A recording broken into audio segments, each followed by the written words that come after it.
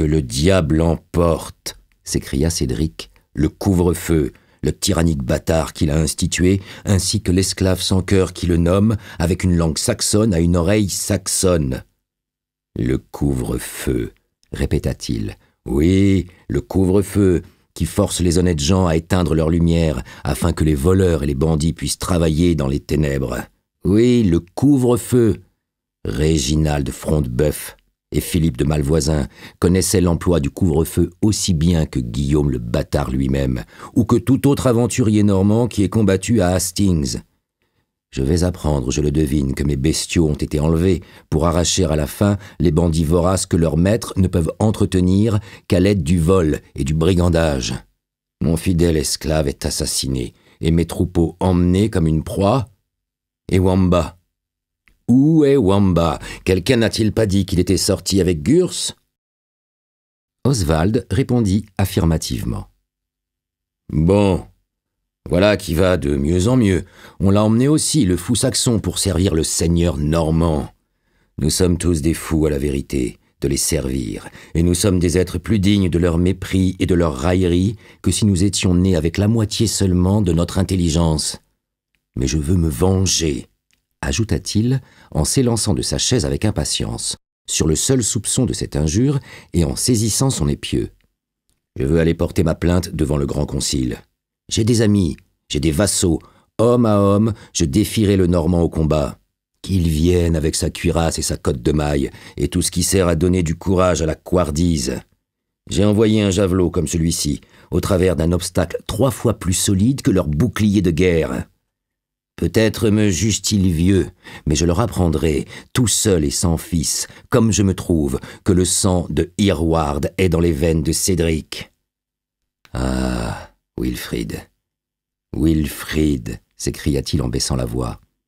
Si tu avais su régler ta passion insensée, ton père ne serait pas délaissé dans sa vieillesse comme le chêne solitaire qui laisse pendre ses branches brisées et sans appui au souffle de la tempête.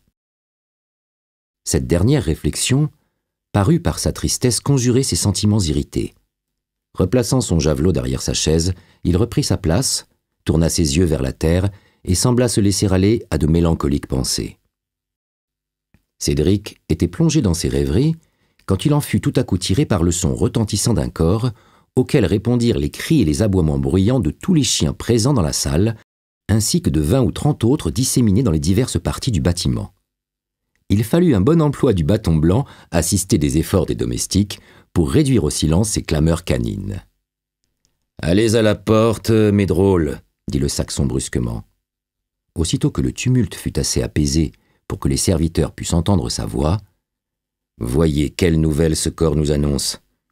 Je ne doute pas que ce soit celle de quelque vol et de quelque rapine exercée sur mes terres. » Mais, revenant en moins de 3 minutes, un garde annonça que le prieur Aymère de Jorvaux et le bon chevalier Brian de Bois-Guilbert, commandeur de l'ordre vénérable et vaillant des chevaliers du Temple, avec une petite suite, demandaient l'hospitalité et le gîte pour la nuit, vu qu'ils étaient en route pour un tournoi qui devait se tenir dans 2 jours, non loin d'Ashby de la Zouche.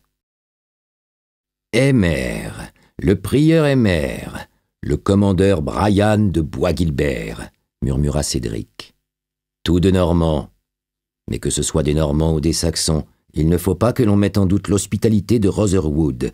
Et ils sont les bienvenus puisqu'il leur a plu de s'arrêter.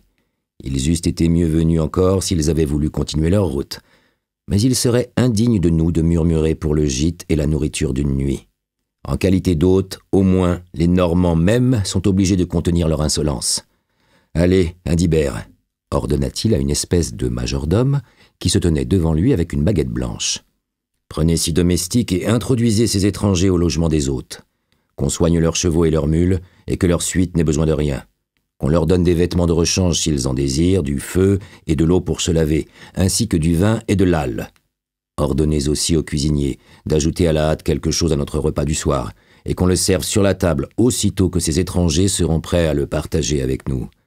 Dites-leur, Indibert, que Cédric lui-même leur souhaiterait la bienvenue en personne, mais qu'il a fait vœu de ne jamais s'éloigner de plus de 3 pas de son siège d'honneur pour aller au-devant de ceux qui ne sont pas du sang royal saxon. Partez. Faites qu'on ait grandement soin d'eux, qu'ils ne disent pas, dans leur orgueil, que le rude Saxon a montré à la fois sa pauvreté et son avarice. » Le majordome sortit avec plusieurs serviteurs pour exécuter les ordres de son maître.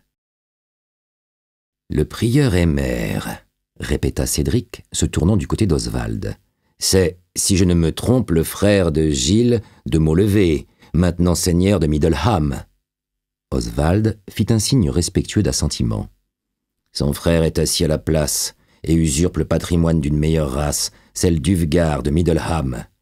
Mais où est le seigneur normand, qui n'en ferait pas de même? Ce prieur est, comme on dit, un prêtre franc et gaillard qui préfère la coupe et le corps à la cloche et au missel. C'est bien.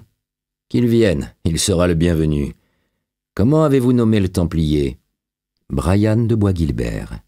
« Bois-Guilbert, » dit Cédric, toujours du ton rêveur et réfléchi que l'habitude de vivre avec des inférieurs l'avait accoutumé à prendre, et qui le faisait ressembler à un homme parlant à soi-même plutôt qu'à ceux qui l'entourent. Bois-Guilbert. Ce nom a été répandu au loin pour le bien et le mal. On dit qu'il est aussi vaillant que les plus braves de son ordre, mais souillé de leurs vices ordinaires, l'orgueil, la cruauté, l'arrogance et la volupté. Un homme implacable, qui ne craint ni ciel ni terre. Ainsi dit le petit nombre de guerriers qui sont revenus de Palestine. Eh bien, ce n'est que pour une nuit, il sera donc aussi le bienvenu.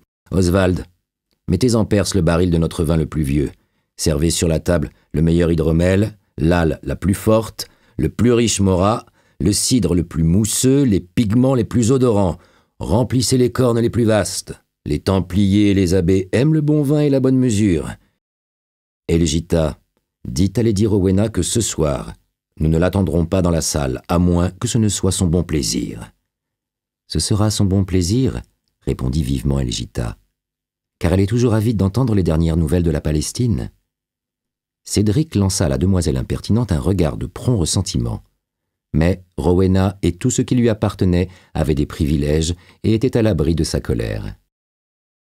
Il se contenta donc de répliquer: « Tais-toi, jeune fille. Ta langue devance ta discrétion. Rapporte mon message à ta maîtresse et qu'elle fasse ce que bon lui semblera. Ici, au moins, celle qui descend d'Alfred règne toujours en princesse. » Elgita quitta l'appartement. « Palestine, » répéta le Saxon. « Palestine, combien d'oreilles s'ouvrent aux histoires que des croisés dissolus ou des pèlerins hypocrites apportent de cette terre fatale. Moi aussi, je pourrais demander. Moi aussi, je pourrais questionner. Moi aussi, je pourrais écouter avec un cœur palpitant les fables que des vagabonds rusés inventent pour nous escroquer l'hospitalité. Mais non, le fils qui m'a désobéi n'est plus mon fils. Et je ne veux pas m'occuper de son sort plus que de celui du dernier vaurien perdu parmi les millions de bandits qui ont porté la croix sur leur épaule et qui se sont livrés aux excès et au carnage, tout en disant qu'ils accomplissaient la volonté de Dieu. » Et son front se rida, et pendant un moment il fixa ses regards sur la terre. Lorsqu'il leva les yeux, la porte située à l'extrémité de la salle s'ouvrit à deux battants, et précédé du majordome armé de sa baguette et de 4 domestiques portant des torches allumées, les convives du soir firent leur entrée dans la salle.